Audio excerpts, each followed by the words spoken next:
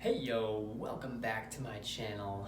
I'm Ben, I'm a life coach, and I help purpose-driven achievers realize their true potential and do the work that they actually want to in the world.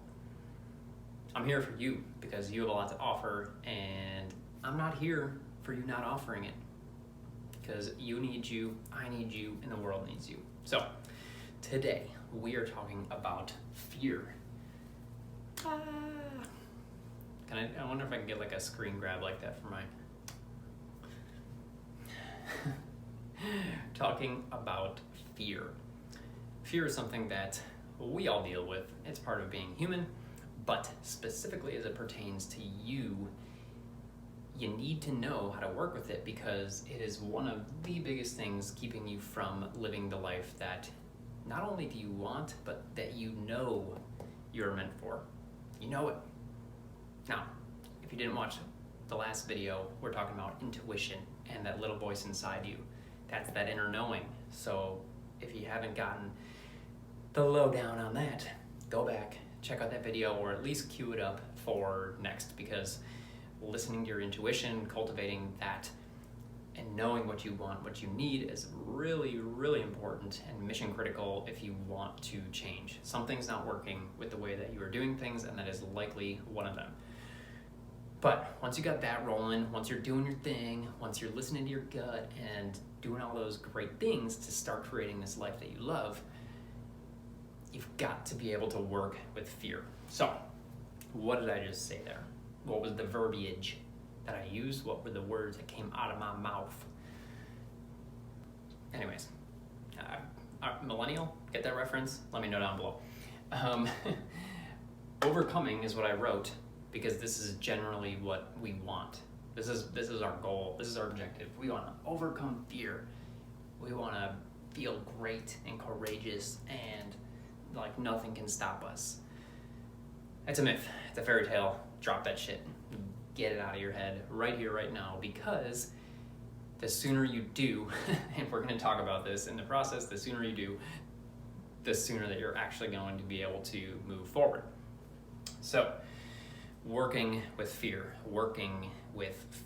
Those were the words that I used before I went off on my crazy little rush hour rant. And here's the way that we do that.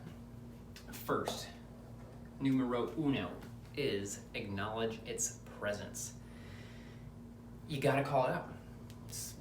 Hey, fear, I feel you. You're here in this moment with me, and I really don't like it. I don't appreciate it.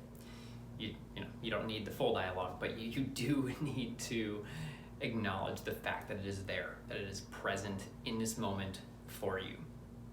In this situation, this thought process, wherever you're at, acknowledge the fear first and foremost.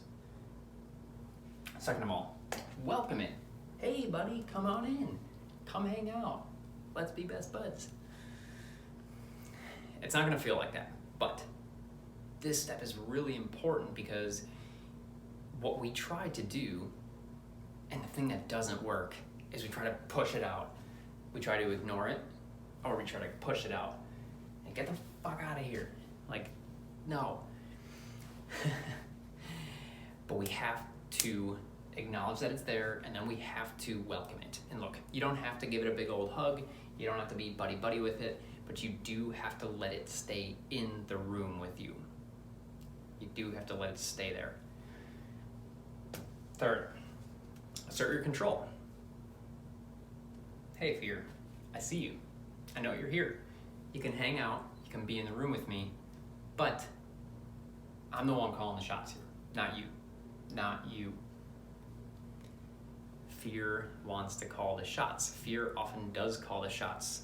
That's something that you're familiar with. We're all familiar with as humans. Fear stops us from doing things. That's not news. What is important, though, is that you regain control of the situation. Now, this isn't saying that you need to do the opposite of what the fear says all the time, because sometimes if you're being chased by a bear, you're going to run. The fear is a good thing. The fear is right. You have every reason for it. Like, let it happen.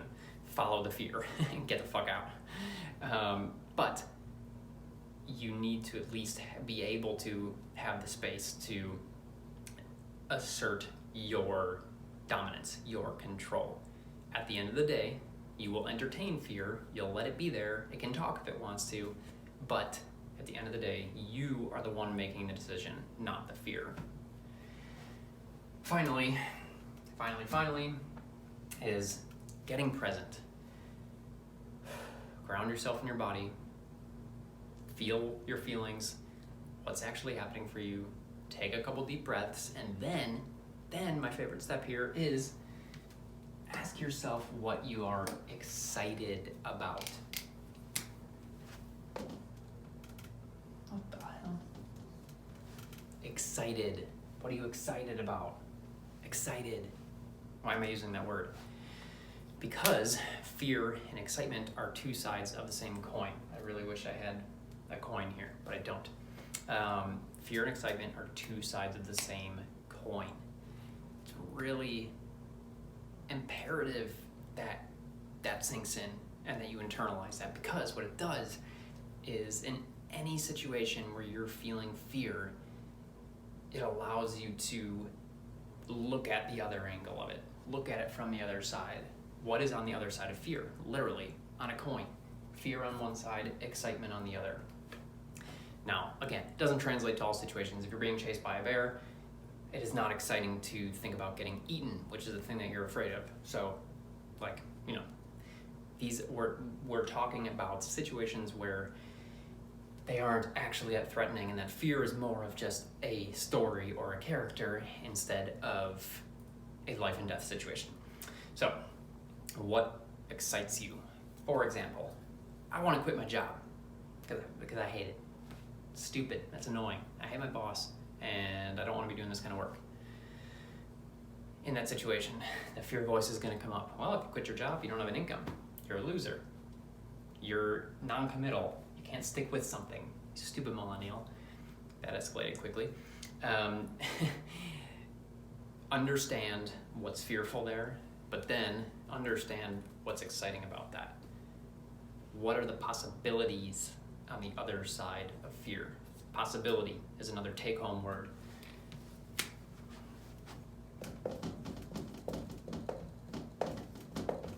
Possibility. Ba-ba. Possibility is the other thing that's on the other side of fear. Excitement is the kind of direct other side of fear, and then you have opportunity, possibility, which is this whole space on the other side of this thing. You have to be able to reframe your mindset and look at those things in order to properly weigh it. Again, at the end of the day, do you not quit your job because you appreciate enough about it and it allows you enough other things? Great, then you can make that informed decision, but it's informed by you're taking all this over here, the excitement and the possibility, into consideration. You're not simply just looking at this and making a decision solely based on the fear. To finish this, I'm going to leave you with a little metaphor that I really like for this whole process. And that is you're driving along. Well, I guess in this metaphor, you're not actually driving at first. Fear is driving along. It's like, yeah, I'm going to control this bitch. Fear is driving. And the road that you're on is your decision tree of life. You're in the car. Fear, sometimes maybe nothing, but fear is at the wheel. Fear is driving you. It can sit aside whatever it wants. It allows you to, or keeps you playing safe. It's driving on that really, really boring road through the cornfields where there's nothing to see. But you want to take that other route, the scenic one. So, acknowledge its presence. Fear is driving. You know that it's driving. It's making decisions for you. You're basing everything you do off of that presence of fear and its voice. Welcome it. Hey, fear, I see you got the wheel there. If I see that you're driving me around on this boring ass road, and I see you.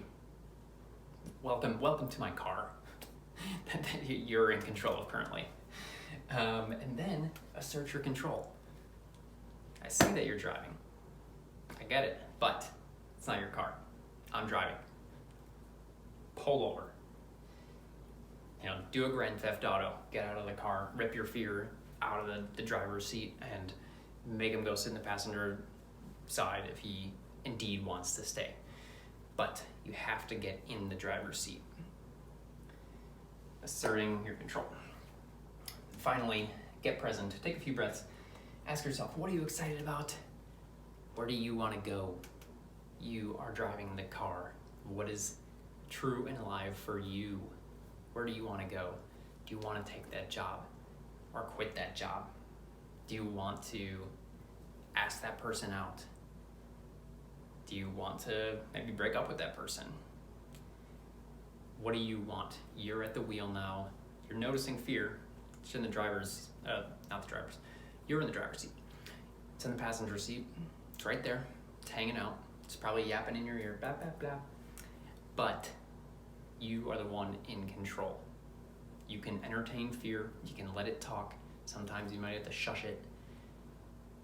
But what do you want? Be very present with your path, your direction, the things that you care about. What are the sights that you want to see? Get off of that boring ass road and start making decisions. They are informed by fear, but they are also informed equally by excitement and possibility. Curious from you, what has fear kept you from in your life? How has it sabotaged you or your direction? How has it kept you playing small? And finally, what about this makes sense to you, for one, but what feels difficult, unclear, not sure how you would actually act on it or embody it? Hit me up with any and all below. I want to know your thoughts. I want to have a conversation with you and see what's up and make sure that we can push you through fear, not by overcoming it, but by working with it. Get excited. What is the possibility? If you guys enjoyed this, please hit the like button and subscribe.